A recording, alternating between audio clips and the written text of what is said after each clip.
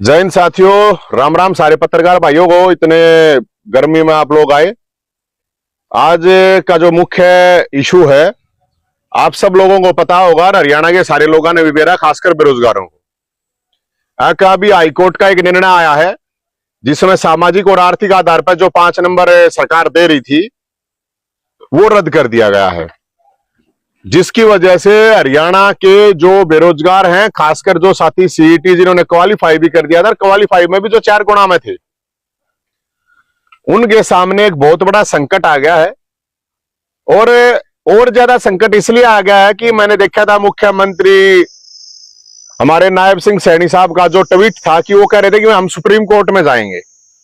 तो सबसे पहले तो मैं जो बेरोजगार साथी हैं उनसे मैं एक रिक्वेस्ट करूं, क्योंकि मेरे पास कल कम से कम 20 फोन आए हैं, और जो फोन आए हैं वे बच्चे जो साउंड कर रहे थे, जो बात कर रहे थे, बहुत ही डिप्रेशन में थे।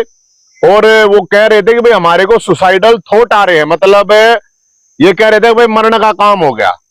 तो मैं एक बेरोजगार साथियों को सबसे पहले तो मैं ये कह रहा हूं कि मर के कोई लड़ाई नहीं जीती जाती, मरना तो बिल्कुल है ही नहीं। ये तो सोचो भी मत, इस बात को दिमाग में भी मत लो, क्योंकि सिर्फ एक नौकरी के लिए आप यहाँ पे इस जिंदा नहीं हो। अपने माँ बाप, अपने यार दोस्त, रिश्तेदार, भाईचारा होता है, उसको सोचो। हो सकता है आप लोगों को पूरी प्रॉब्लम है, आप लोगों के साथ हैं, हम खड़े हैं, पहली बात तो। अब इसमें सुप्रीम कोर्ट में जाने की बात सीएम साहब कह रहे हैं, तो मैं एक रिक्वेस्ट करूंगा, क्योंकि ये उन बच्चों ने ही मेरे को बताया कि सुप्रीम कोर्ट में जाने की जरूरत नहीं है। आप लोग जो भर्ती प्रक्रिया है, क्योंकि सुप्रीम कोर्ट में जाओगे तो सालों साल भर्तियां लटक जाएंगी, कुछ नहीं होना फिर उसमें। तो ये बेरोजगार जो बालक है, जिन्होंने एग्जाम दे रखे हैं, जिनकी भर्तियां अटक गई हैं, वो ये कह रहे हैं कि सरकार अपनी कोई भी पॉलिसी बनाए जो कि कोर्ट में ना उलझे और ये भर्तियां कर दे। करीब 60,000 वैकेंसी सरकार ने खुद कही थी। मुख्यमंत्री एक्स जो हमारे खट्टर साहब है उन्होंने भी कहा था, और जो अब ये मुख्यमंत्री साहब आए इन्होंने भी कहा था, और जो हमारी मुलाकात हुई थी उस दौरान भी कहा था उन्होंने। तो ये जो 5 नंबर का सोशो इकोनॉमिक जो क्राइटेरिया था, हम ये नहीं कह रहे हैं कि ये गलत कोई पॉलिसी थी, लेकिन जो भी लीगली प्रॉब्लम हुई है, कोर्ट का जो भी निर्णय हुआ है, तो अब कोर्टों के चक्कर ना पड़े। तारीखों पे तारीख ऑलरेडी बेरोजगारों को बहुत मिल चुकी है। हमारी एक रिक्वेस्ट है मुख्यमंत्री जी से कि जो बेरोजगार साथी हैं और जो इस पूरे मूवमेंट में, क्योंकि हमने जो बेरोजगारों की जो 2-3 बारात निकाली है, उस दौरान भी उनका दुख दर्द सामने आया है, तो उनसे एक बार मुख्यमंत्री मुलाकात करके समाधान निकाले। और 3 महीने रह गए हैं, 3 महीने में सरकार भर्तियां कर सकती है, क्योंकि सरकार ने खुद ही माना है अब 2 लाख वैकेंसी खाली पड़ी है। तो जो सीईटी के दायरे में आती है, जिनमें 4 गुणा का जो पॉलिसी में है, उनको उसे पॉलिसी के अंदर भर्ती कर दे। और जो उसमें नहीं आते हैं, और दूसरी बहुत सी वैकेंसी हैं, चाहे वो हरियाणा पुलिस की है, जो टीजीटी की है, या अलग अलग जो भी है, उनको सीधा पेपर लेके भर्ती करे सरकार। ये सीईटी के चक्कर में या कोर्ट के चक्कर में बच्चों को ना डाले, क्योंकि मैं पहले भी ये बात कह चुका हूं, बेरोजगारों का श्राप बहुत भयंकर है, बहुत खतरनाक है। वो सरकार ना ले अपने ऊपर, मुख्यमंत्री ना ले तो बढ़िया है। और इस बेरोजगारी के कारण ही ये क्राइम और ये नशा है।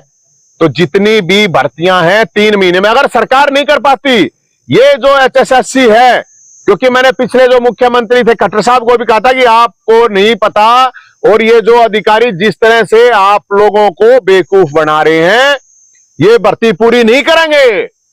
और एचएसएससी के भरोसे मैं मुख्यमंत्री को कहना चाह रहा हूं, सुन लो मुख्यमंत्री साहब है, सैनी साहब, ये नहीं करेंगे, बिल्कुल भी नहीं है। ये महान निकम्मा डिपार्टमेंट है, ये इनके बस की बात नहीं है ये भर्ती करनी।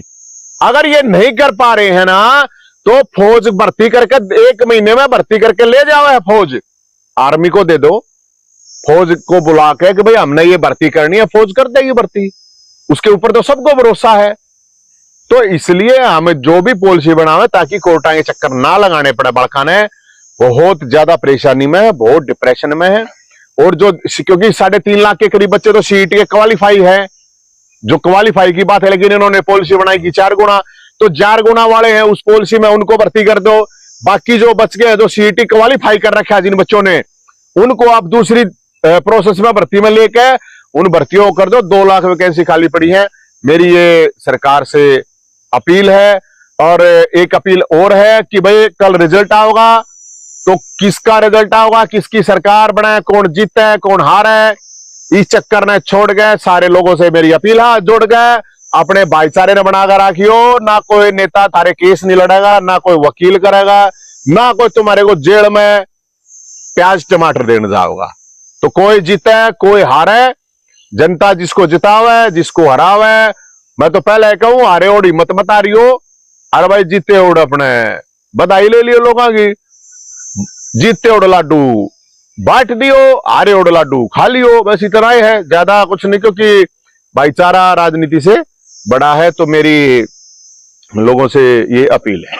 एग्जिट पोल की बात जहां तक है, सारे के सारे एग्जिट पोल जितने भी नेता कोई सी भी पार्टी का हो, देखो स्टेट में है, स्टेट वाले हैं, 2 एक्स मिनिस्टर चीफ मिनिस्टर का है, 10 मारियां होंगी 10 मारियां होंगी, झूठ बोल रहे हैं, कति सरेआम झूठ बोल रहे, कति सरेआम फेंके हैं।